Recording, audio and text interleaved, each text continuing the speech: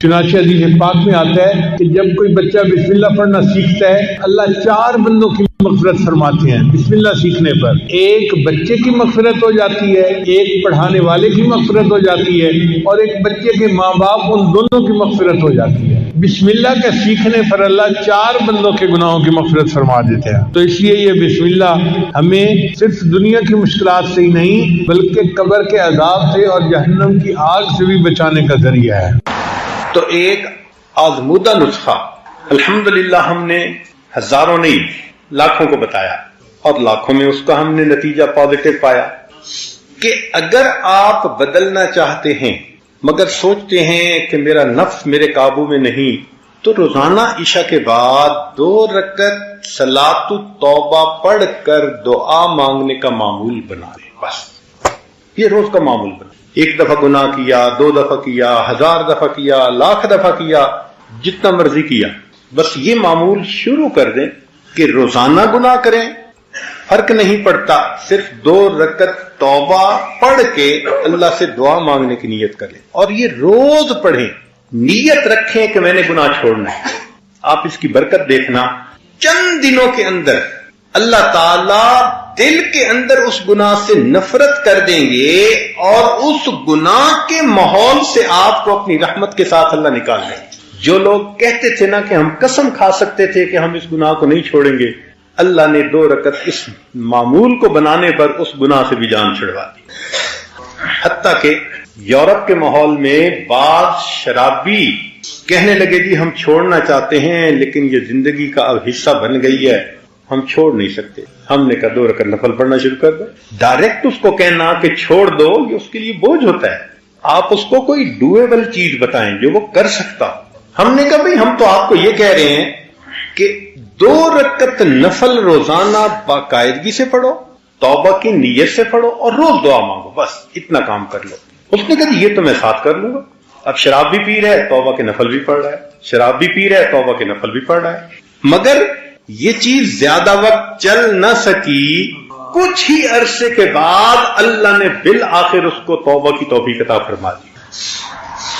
ہمارے پاس کئی نوجوان آئے، حضرت ایک لڑکی کے ساتھ ایسا تعلق بن گیا ہے کہ میں اس کے بغیر نہیں رہ سکتا، اور شرعی تعلق بھی نہیں، غلط تعلق ہے.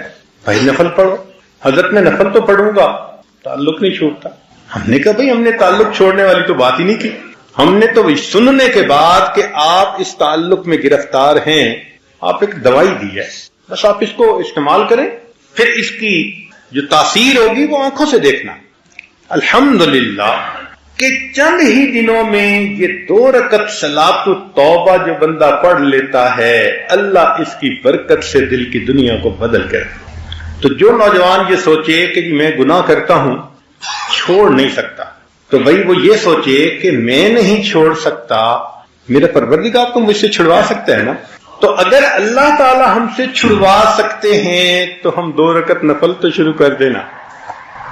پھر اس 2 رکعت کی برکت دیکھنا، مانگیں اللہ سے. بھلے ایک شروع میں لگے کہ میں دکھاوا کر رہا ہوں، ریاکاری کر رہا ہوں، چھوڑنے کا تو اندر ارادہ نہیں، اور پیر صاحب کو خوش کرنے کے لیے میں نے ہاں کر دیا تھا. بالکل فکر نہ کریں، کرنا شروع کر دیں. نماز نماز ہے. ان الصلاۃ تنہا عن الفحشاء والمنکر، قرآن مجید کی مہر لگی ہوئی ہے اس کے. آپ عمل کر کے تو دیکھیں اس کو. تو اللہ رب العزت بالآخر بندے کے دل میں گناہوں سے نفرت ڈال دیتے ہیں.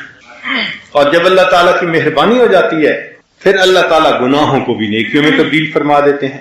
وہ چشم محبت تو جو آئے محبت ہے، وہ چشم محبت تو جو آئے محبت. جو آئے محبت کا مطلب محبت کی متلاشی.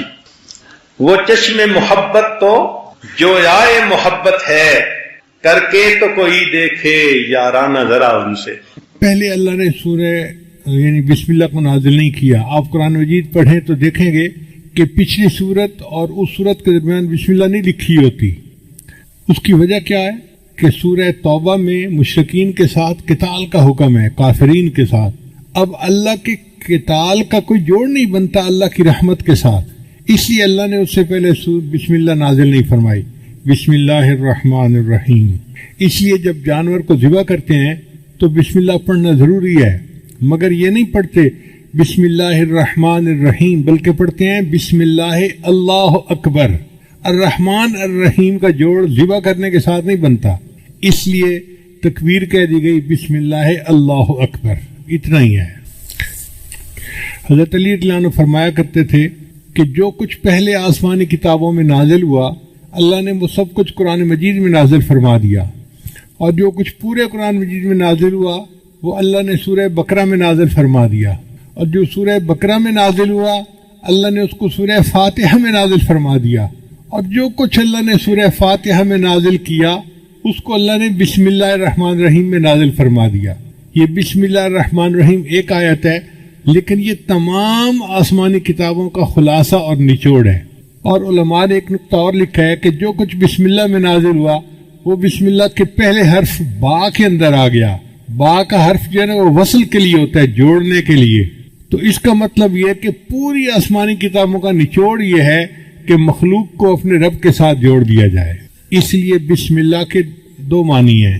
عربی زبان میں اسم کے دو معنی ہیں، ایک معنی ہے نام، تو بسم اللہ کا ترجمہ بنے گا اللہ کے نام کے ساتھ جو رحمان ہے اور رحیم ہے، بسم اللہ الرحمن الرحیم۔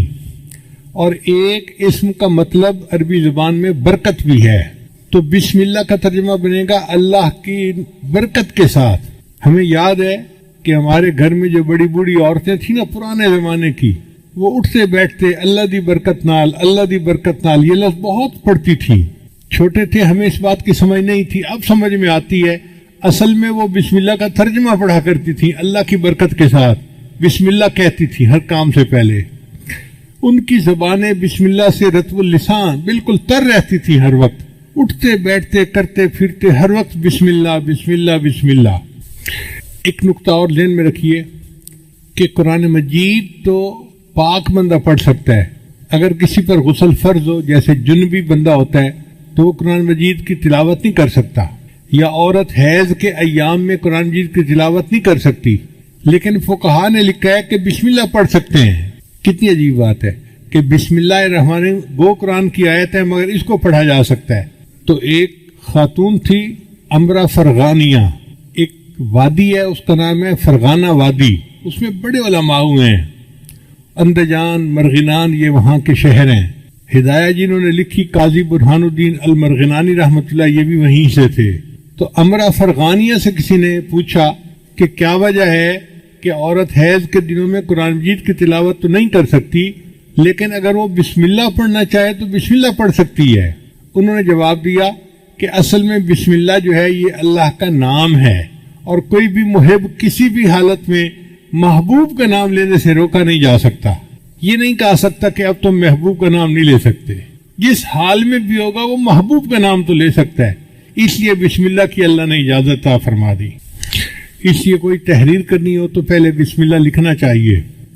حدیث مبارکہ میں انس نے اس کے راوی ہیں کہ من کتب بسم اللہ الرحمن الرحیم تعظیما للہ غفر اللہ لہ، کہ جو بسم اللہ الرحمن الرحیم اللہ کے نام کی تعظیم کی وجہ سے اس کو لکھ لیتا ہے اپنی عبارت سے پہلے، اللہ اس پر اس کے گناہوں کی بخشش فرما دیتے ہیں۔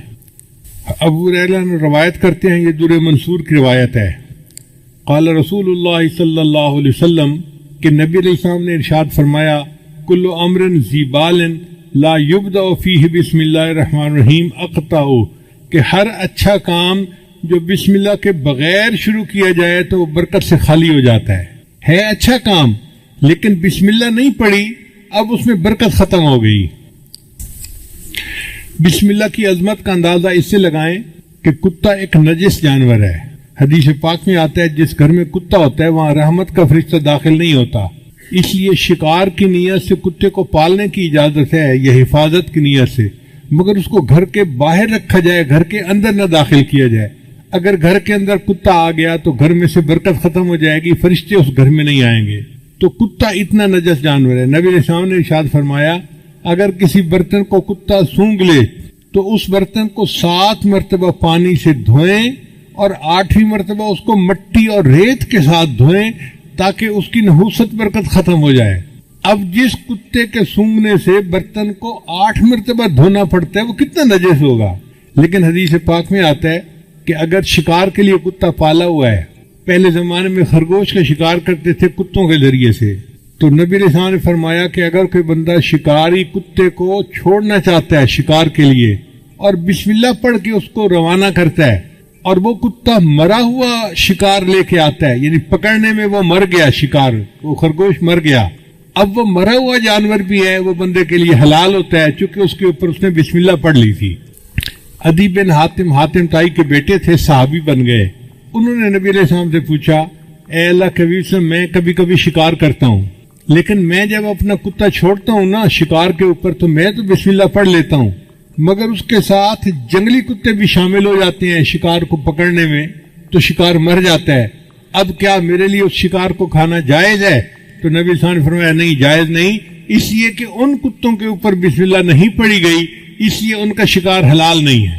آپ اندازہ لگائیے بسم اللہ کی برکت کا کہ ایک کتے اتنا نجس جانور بسم اللہ پڑھ کے شکار کے لیے چھوڑے تو اس کا مرا ہوا جانور بھی شریعت نے حلال قرار دے دیا۔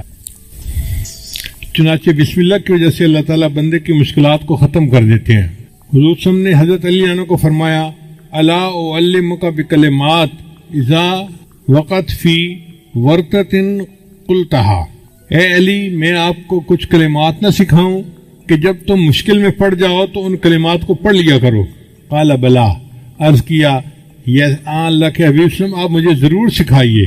تو نبی علیہ السلام نے فرمایا کہ جب تو کسی مشکل میں پڑ جائے فقال بسم اللہ الرحمن الرحیم ولا حول ولا قوت الا باللہ العلی العظیم، جب بھی تو کسی مشکل میں پڑ جائے تو بسم اللہ الرحمن الرحیم پڑھا کر اور لا حول ولا قوت الا باللہ العلی العظیم، ان کلمات کے پڑھنے سے اللہ تیری مشکلات کو دور فرمائیں گے۔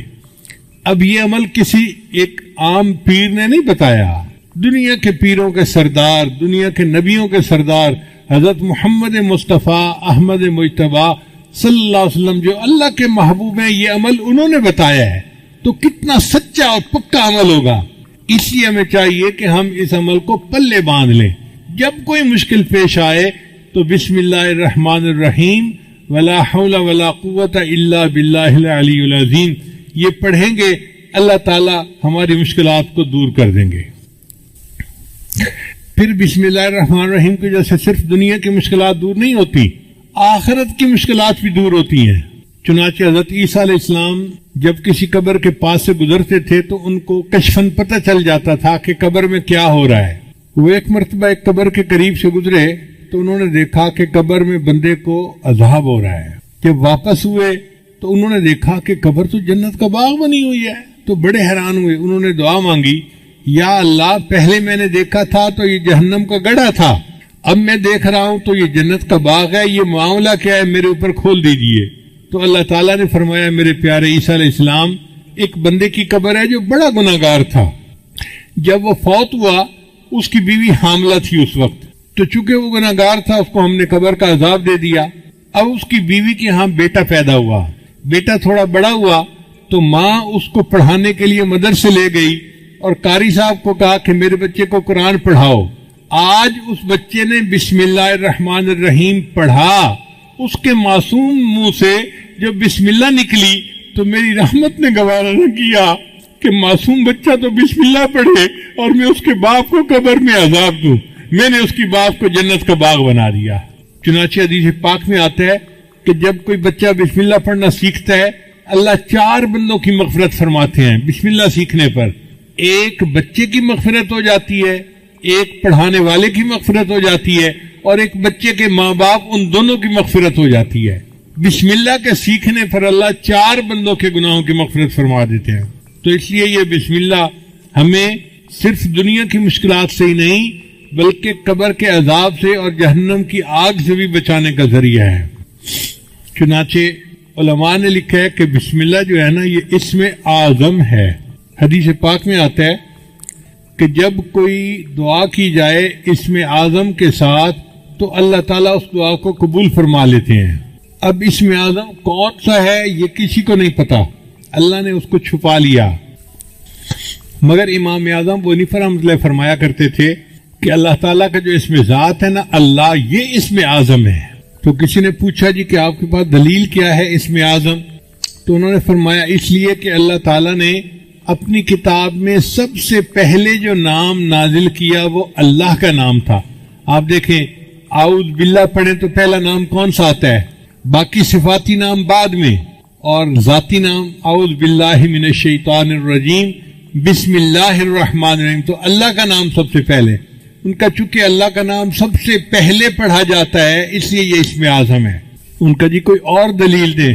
ان کا دلیل یہ ہے کہ حدیث پاک سے ثابت ہے کہ اللہ تعالیٰ نے فرشتے کو حکم فرمایا ہوا ہے کہ جب بھی میرے کسی بندے کے نام سے میرا زبان سے میرا نام نکلے تو جب بھی تم وہ نام سنو تم قیامت کا جو سور بجانا ہے اس کو 40 سال پیچھے ہٹا دیا کرو.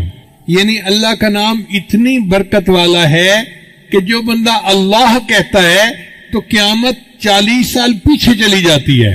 اب اندازہ لگائیے کہ جو نام اتنی برکت والا ہے کہ قیامت جیسی مصیبت کو 40 سال کے لیے ٹال دیتا ہے، اگر ہم اللہ کے نام کو کثرت کے ساتھ پڑھیں گے تو ہماری زندگی کی پریشانیاں کیوں نہیں ٹل جائیں گی. بس انسان شوق کے ساتھ محبت کے ساتھ اللہ کا نام پڑھے. حدیث مبارکہ میں لا تقوم الساعہ، اس وقت تک قیامت قائم نہیں ہو سکتی حتی یقال فی الارض اللہ اللہ، حتیٰ کہ زمین میں کوئی ایک بندہ بھی اللہ اللہ کہنے والا ہوگا. جب تک اللہ کا نام دنیا میں رہے گا قیامت نہیں آ سکتی. قیامت کا آئے گی جب اللہ کا نام لینے والا ہی کوئی نہیں رہے گا تب قیامت آئے گی. تو اللہ کا نام اتنی برکت والا ہے. تو امام صاحب نے فرمایا کہ حدیث پاک سے بھی ثابت ہوتا ہے کہ یہ اسم اعظم ہے. آگے سوال پوچھنے والے بھی فقہا تھے، عالم تھے. ان کا نہیں جی کوئی سکہ بند دلیل دیں کہ بندہ کا دل مطمئن ہو جائے. تو امام صاحب نے کہا اچھا سکہ بند دلیل یہ ہے کہ جب موسیٰ علیہ السلام کوطور پر گئے تو اس وقت ان کو پتہ نہیں تھا کہ یہ آگ کیا ہے. اللہ نے خطاب فرمایا اور اللہ نے اپنا تعارف کروایا اننی انا اللہ، میں اللہ ہوں. اگر کوئی اور نام اس میں اعظم ہوتا تو اللہ اس نام سے اپنا تعارف کرواتے. اللہ نے تعارف میں کہا کہ میرا نام اللہ ہے، اس کا مطلب ہے کہ یہی اس میں اعظم ہے. اب یہ ایسی دلیل تھی کہ سب علماء نے مان لیا کہ واقعی اللہ کا نام اس میں اعظم ہے. چنانچہ اللہ اللہ کے نام سے جو دعا مانگی جائے وہ دعائیں قبول ہوتی ہیں، اور اللہ کا نام جس چیز پر پڑھ دیا جائے وہ چیز میں برکت آ جاتی ہے. حضرت ابو الدرداء رضی اللہ عنہ کی ایک باندی تھی، وہ ایک دن پوچھنے لگی کہ حضرت آپ کس جنس سے تعلق رکھتے ہیں؟ ان کا میں انسان ہوں. کہنے لگی نہیں مجھے نہیں لگتا کہ آپ انسان ہیں، آپ کوئی اور ہیں. ان کا نہیں میں انسان ہوں، تمہارے جیسا انسان ہی ہوں. اس نے کہا اس لیے کہ میں 40 دن سے آپ کے کھانے میں زہر ملا کے آپ کو کھلا رہی ہوں اور آپ پہ کوئی اثر نہیں ہوتا، آپ انسان نہیں ہیں. ان کا نہیں میں انسان ہوں لیکن میری عادت ہے کہ میں نبی علیہ السلام کی بتائی دعا پڑھ لیتا ہوں، بسم اللہ الذی لا یضر مع اسمہ شیء فی الارض ولا فی السماء وهو السمیع العلیم. اس کی برکت سے اللہ مجھے کھانے کی نقصان دہ چیزوں سے محفوظ فرما لیتے ہیں. اور یہی واقعہ خالد بن ولید رضی اللہ عنہ کے ساتھ پیش آیا کہ ایک مرتبہ دشمن نے اپنے ایک نمائندہ بھیجا جس کے پاس زہر کی ایک بوتل تھی، چھوٹی سی شیشی تھی. اس نے کہا جناب آپ ہمارا مقابلہ کر ہی نہیں سکتے، اس لیے کہ یہ ایک زہر ہے، اس کا ایک قطرہ بھی اگر کوئی بندہ پی لے تو وہ بچ نہیں سکتا، اور ہم نے اپنی تلواروں کی دھار پر یہ زہر لگائی ہوئی ہے، اس لیے اگر اس کا چھوٹا سا کٹ بھی کہیں لگ جائے تو وہ بندہ کٹ کی وجہ سے نہیں زہر کی وجہ سے مر جاتا ہے، آپ ہمارا مقابلہ کر ہی نہیں سکتے. جب اس نے یہ بات کہی تو خالد بن ولید نے فرمایا اچھا یہ زہر کی شیشی مجھے دکھاؤ.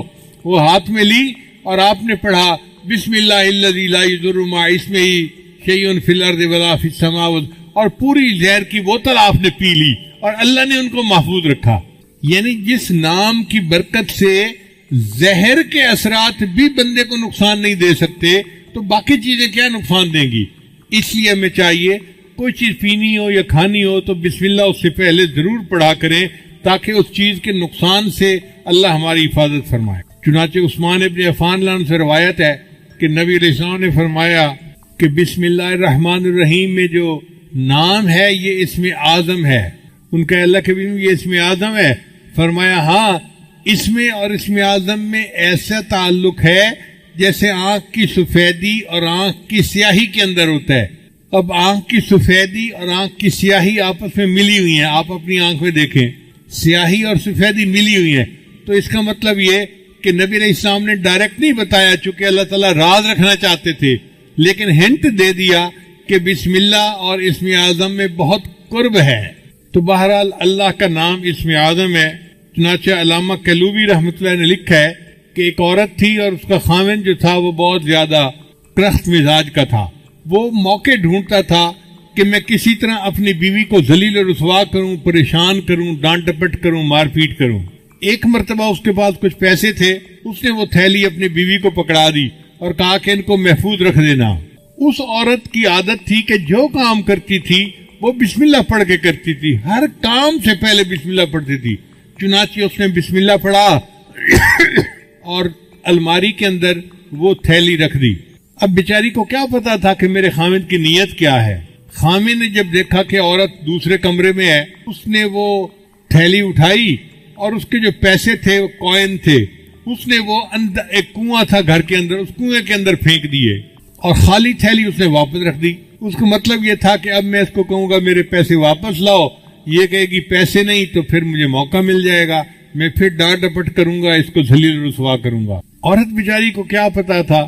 اب 2-3 دن کے بعد خاوند نے اس کو بلایا اور کہا دیکھو میں نے تمہیں جو پیسے دیے تھے نا، مجھے ضرورت ہے، پیسے واپس لاؤ۔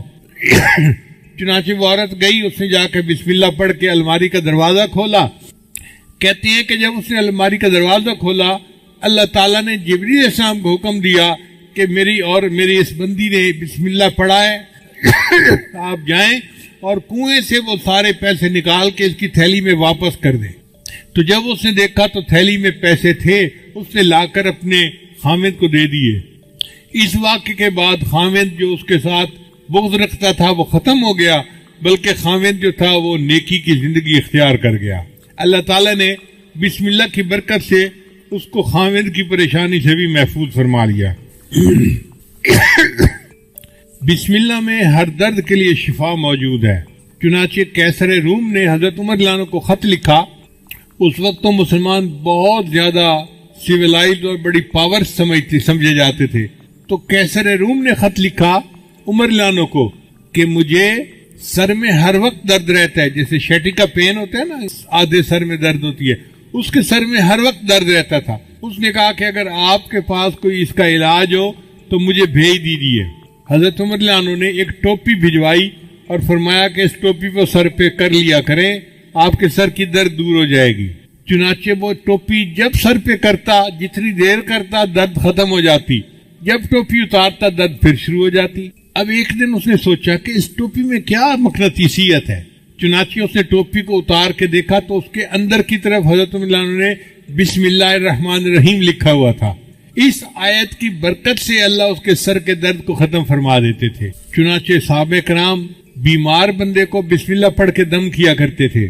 حدیث پاک میں آتا ہے کہ جبریل علیہ السلام عائشہ رضی اللہ عنہا روایت کرتی ہیں کہ جبریل علیہ السلام کئی مرتبہ آتے اور نبی علیہ السلام بیمار ہوتے تو جبریل علیہ السلام بسم اللہ پڑھ کے اپنے محبوب صلی اللہ علیہ وسلم کو دم کیا کرتے تھے۔ یہ ایک ایسا عظیم عمل ہے کہ جو ہماری سب بیماریوں، سب دردوں، سب مصیبتوں کے لیے تریاک ہے۔ حضرت عثمان بن ابی العاص نے نبی علیہ السلام سے شکایت کی، اے اللہ کے حبیب صلی اللہ علیہ وسلم، میں جب سے مسلمان ہوا ہوں تو میرے جسم میں دردیں رہتی ہیں، ادھر درد ادھر درد۔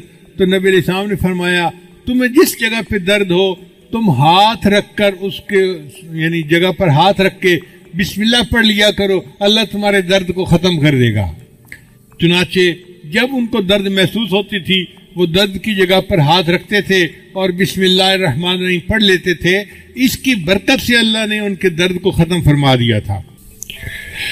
عبداللہ بن عباس انہوں نے نبی علیہ السلام سے پوچھا، اے اللہ کے حبیب صلی اللہ علیہ وسلم، ہمیں بخار کا دم اور بیماری کا دم بتا دیا کریں، ہمیں کوئی بخار کا دم بتا دیں، بیماری کا دم بتا دیں۔ تو نبی علیہ السلام نے فرمایا کہ جب کوئی بندہ بیمار ہو تو تم اس پر پڑھا کرو بسم اللہ الکبیر اعوذ باللہ العظیم من کل عرق نار ومن شر حر النار اخرجہ الترمذی۔ یہ ترمذی شریف کی روایت ہے۔ تو نبی علیہ السلام نے ان کو بخار کا یہ دم سکھایا۔ اس کا مطلب یہ کہ بسم اللہ کی برکت سے اللہ تعالیٰ واقعی بندے کی بیماری کو ختم فرما دیتے ہیں. اس لیے ہر تکلیف کے وقت بسم اللہ پڑھنی چاہیے. احد کے موقع پہ حضرت اللہ رضی اللہ عنہ کو زخم لگا تو بے اختیار ان کی زبان سے آہ نکلی. جیسے زخم لگتا ہے نا تو آہ بندہ کرتا ہے آہ. تو جب ان کو زخم لگا تو انہوں نے آہ کی تو نبی اسلام نے فرمایا لو قلت بسم اللہ لرأیت بناءک الذی بنى اللہ لک فی الجنۃ وانت فی الدنیا. اگر تو اس موقع پر بسم اللہ کہتا جو تجھے چوٹ لگی تو دنیا میں رہتے ہوئے جنت میں اپنے ٹھکانے کو دیکھ لیتا. اگر تو بسم اللہ پڑھتا تو آپ دنیا میں رہتے ہوئے اپنے جنت کے ٹھکانے کو آنکھوں سے دیکھ لیتے. تو یہ بسم اللہ ایسا عمل ہے. چنانچہ ایک صحابی نبی علیہ السلام کے ساتھ سواری پر سوار تھے تو سواری کو ٹھوکر لگی تو صحابی نے کہا تا سے شیطان برباد ہو جائے. تو نبی علیہ السلام نے فرمایا کہ ایسے نہ کہا کرو کہ شیطان برباد ہو جائے. وہ موٹا ہو جاتا ہے سن کے کہ دیکھو میں نے شرارت کی اور ان کو تکلیف پہنچی. وہ موٹا ہو جاتا ہے. تم پڑھا کرو بسم اللہ. جب تم بسم اللہ کرو گے تو شیطان خوش یعنی کمزور ہو کے چونٹی جیسا بن جائے گا بسم اللہ کی برکت کی وجہ سے.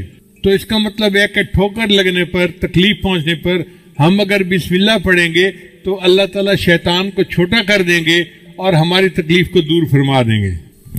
نبی اسلام نے ایک عمل بتایا کہ جو شخص صبح کے وقت 3 مرتبہ بسم اللہ پڑھ لے بسم اللہ الرحمن الرحیم بسم اللہ الرحمن الرحیم.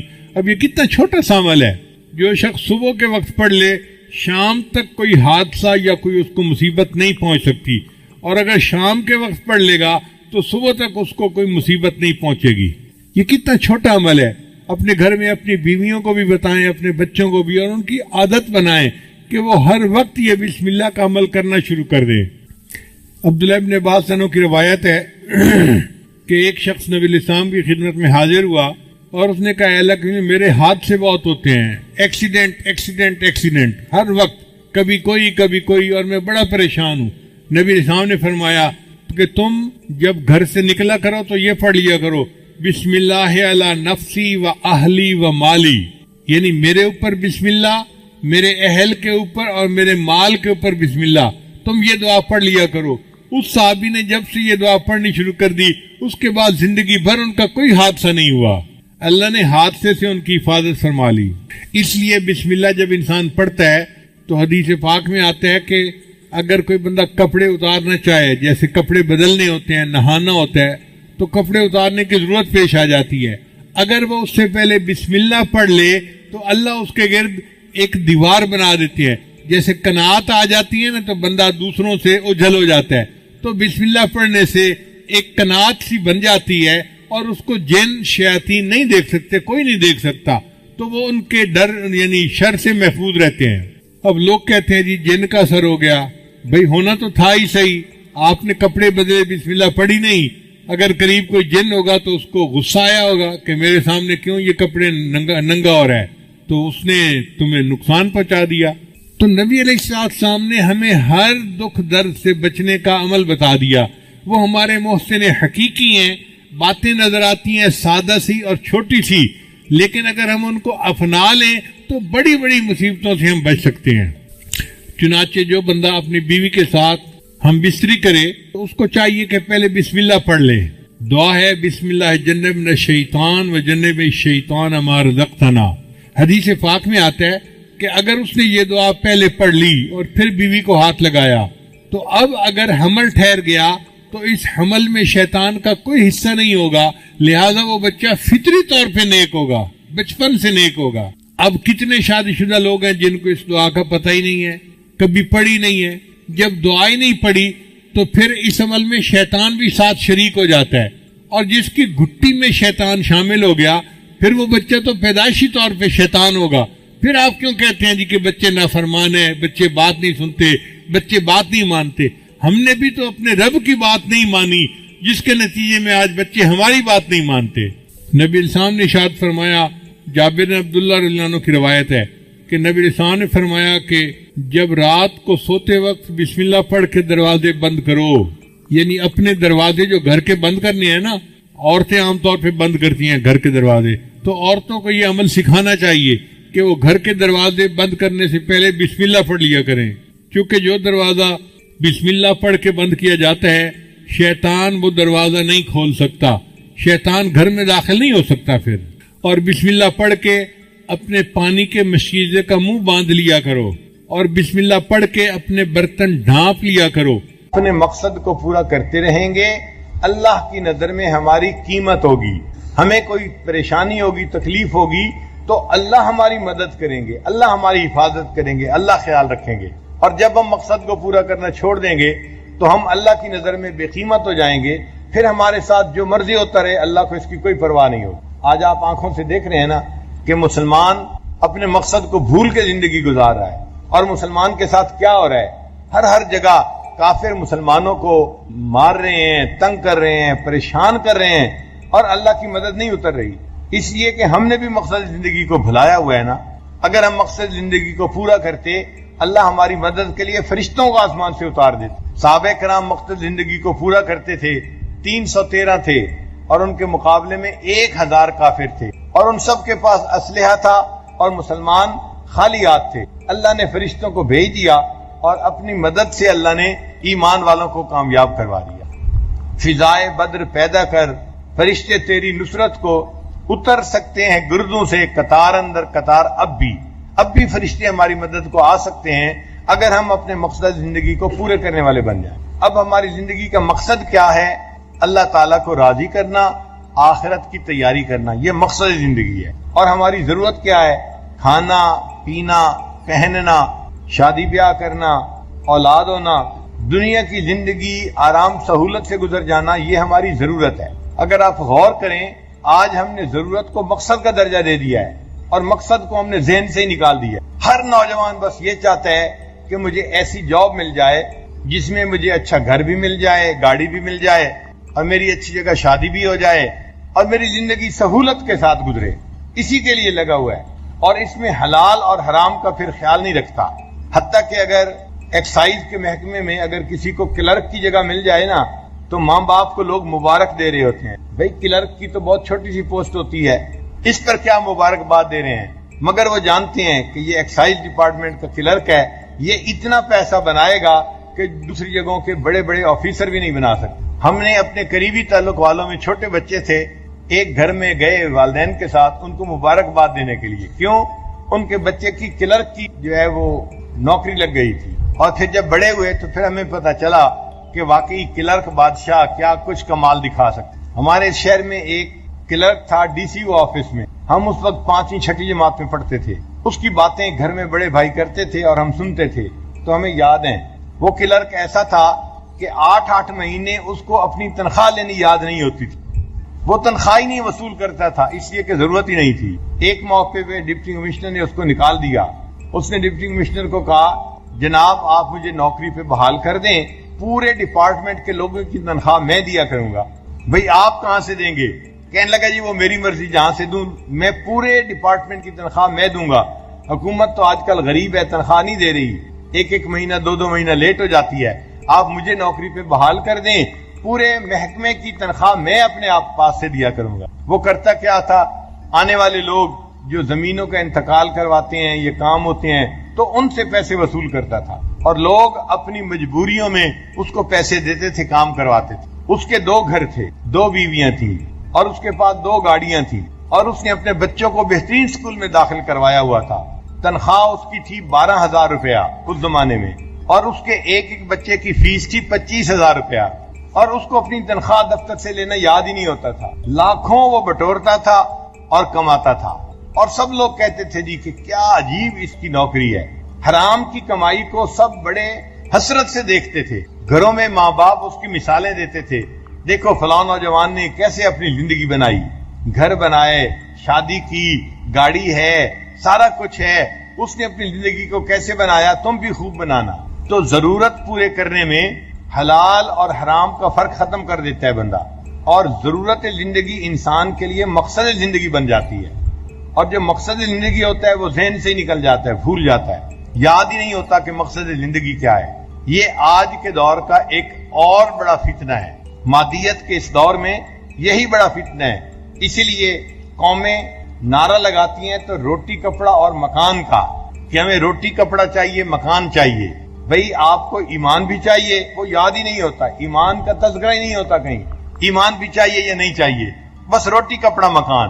اور اچھا حاکم وہ سمجھا جاتا ہے جو قوم کے لوگوں کو روٹی کپڑا اور مکان پہنچا دے، پرووائڈ کر دے۔ تو مطلب یہ کہ ضرورتیں مقصد بن جاتی ہیں، اور جو مقصد ہوتا ہے وہ ذہنوں سے ہی نکل جاتا ہے، بھول جاتا ہے انسان مقصد کو۔ آج ہماری زندگی کا مقصد بنا ہوا ہے اچھی طرح زندگی گزارنا، سہولت کی زندگی گزارنا۔ بھائی یہ ضرورت ہے، یہ مقصد زندگی نہیں ہے، یہیں پہ ہم غلطی کھا رہے ہیں۔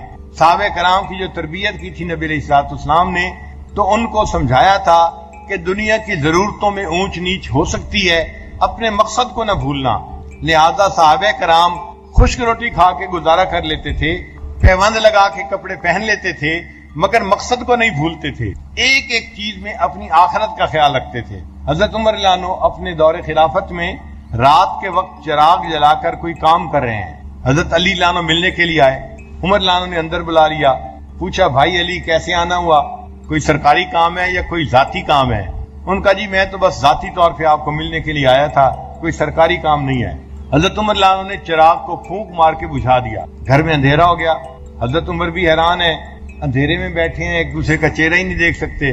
تو حضرت علی رضی اللہ عنہ نے پوچھا بھائی عمر، مہمان کے آنے پہ چراغ جلایا کرتے ہیں، چراغ بجھایا تو نہیں کرتے؟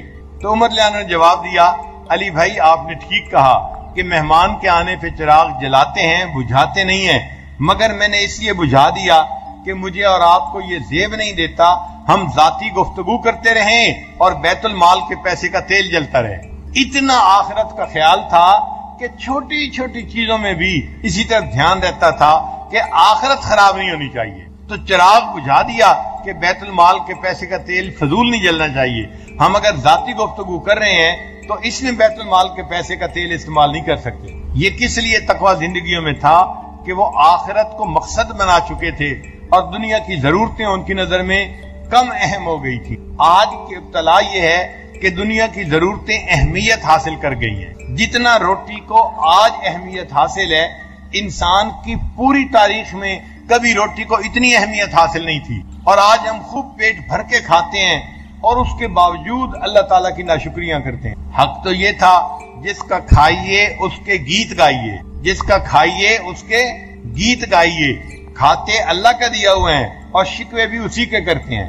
آج بتائیں بھوکا رہنے کی بیماریاں زیادہ ہیں یا پیٹ بھر کر کھانے کی بیماریاں زیادہ ہیں؟ یہ جو ہائی کولیسٹرول ہے یہ زیادہ مرغن غذائیں کھانے کی وجہ سے ہوتا ہے، بلڈ پریشر ہے زیادہ نمکین چیزیں کھانے سے ہوتا ہے، ڈائبٹیز ہے زیادہ میٹھی چیزیں کھانے سے ہوتا ہے۔ تو آج کل بیماریاں کیا ہیں؟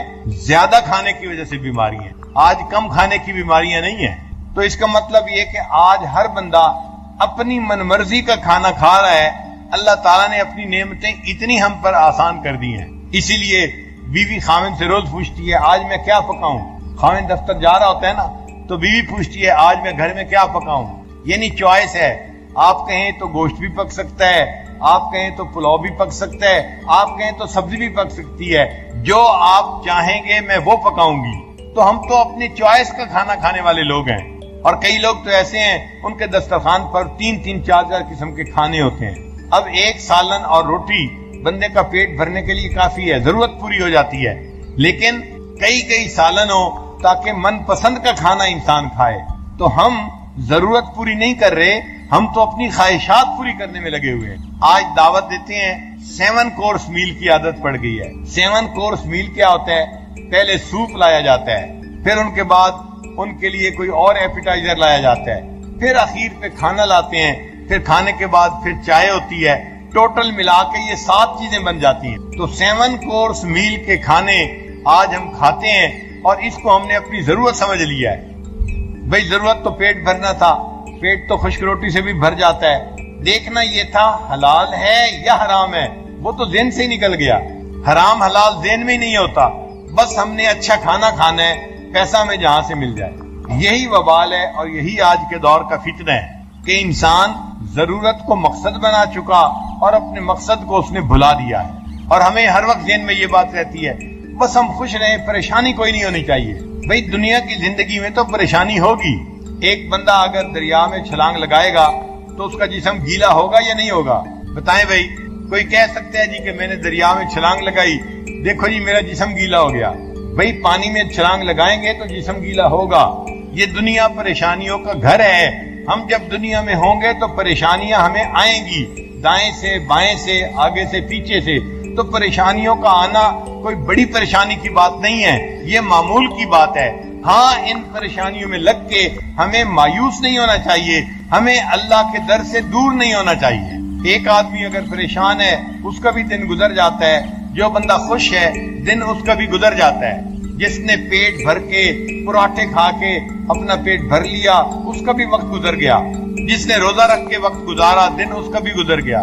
تو خوشی اور غمی میں دن گزر جاتے ہیں نا، پیٹ بھر کے اور پیٹ خالی دن گزر جاتے ہیں نا. لیکن دیکھنا یہ تھا کس نے شریعت کے مطابق دن گزارا اور کس نے گناہوں میں دن گزارا، اس طرف ہمارا دھیان ہی نہیں جاتا. ایک ہی کام سب کو کرنا ہے، ایک ہی کام سب کو کرنا ہے، یعنی جینا ہے اور مرنا ہے. ایک ہی کام سب کو کرنا ہے.